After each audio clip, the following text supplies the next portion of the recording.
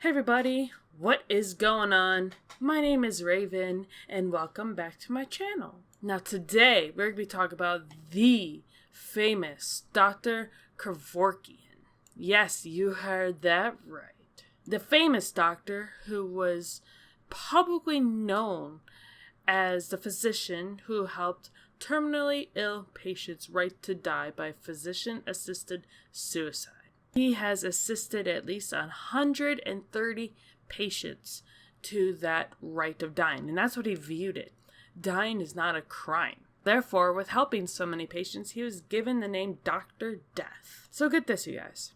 In 1998, he was arrested and tried for his direct role in a case of voluntary euthanasia from a man who suffered from Lou Gehrig's disease, aka ALS. Now, a little side note, if you guys actually do suffer from that disease, let me know in the comment section down below. Anyway, he was convicted of second-degree murder and served 8 years of a 10 to 25-year prison sentence. That's it? Really? He was released on parole June 1st, 2007, on the condition that he would not offer advice about participating in or be present at the act of any type of suicide involving euthanasia of any person. He also could not talk about the procedure of assisted suicide. In September of 2005, the doctor himself said that he were granted parole. He would not resume directly helping people die and would restrict himself campaigning to have the law changed. December of 2005, he was denied parole by a board on the count of 72 recommending to not give him parole. Now it is said after that he was terminally ill with hepatitis C, which he contracted while doing blood transfusion research in the 1950s. He was expected to die within a year of May 2006. After applying for parole, pardon, or communication by the parole board, he was paroled for good behavior on June of 2007. He spent 8 years and 2.5 months in prison. This is where the conditions came in, that he could not help anyone else or provide care for anyone older than 62 or anyone disabled. He said he would abstain from assisting any more terminally patients with death, and his role in the matter would strictly be to persuade states to change their mind on the law of assisted suicide. He was also forbidden by the rules of his parole from commenting about the procedure as well. March 2008, he announced plans to run for U.S. Congress to represent Michigan's 9th Congressional District as an independent against 8-term Congressman Joel Nolenberg.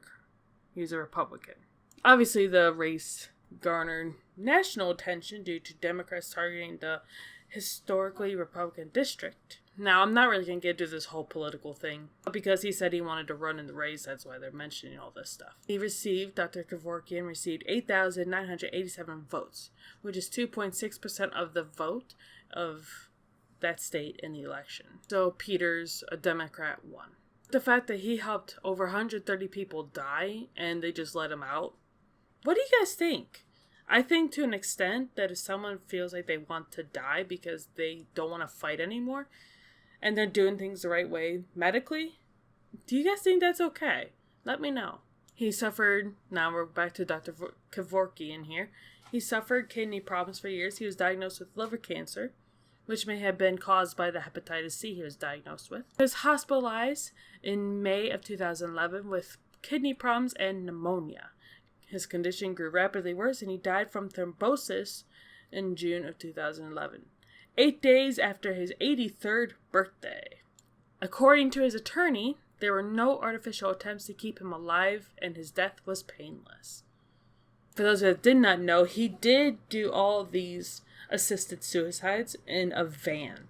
Now, if you've never seen the van, you don't have to look very far because Zach Bagans himself has bought the Kervorkian van, even though it was rumored to have been destroyed. So if you want to see that, make sure you check him out. At least I think it's in his museum, the Haunted Museum that Zach Bagans owns in Las Vegas.